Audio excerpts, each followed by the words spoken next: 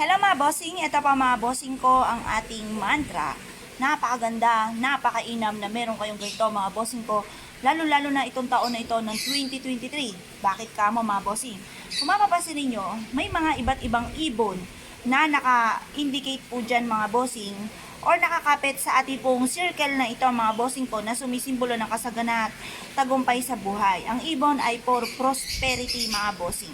Mainam na meron kang ganito mga bossing dahil ito po yung nag-a-attract ng kasaganahan. Kung kayo po'y mananaya, halimbawa yung ticket ninyo mga bossing, dito nyo po siya ipatong. Tapos, ipatong nyo po itong ating citrine. Ang citrine is for money, for abundance po siya mga bossing. Ngayon pa mga bossing, kung nais po na mag-avail po sa amin ito mga bossing, nakakapit po yung ating mga ibon pong yan mga bossing ko sa circle na yan mga bossing. Yan pa mga bossing ko ay metal. Ang metal mainam na gamitin kasi ang metal mga bossing ko kahit anong mangyari, hindi po yan kagad nababasag mga bossing. Kaya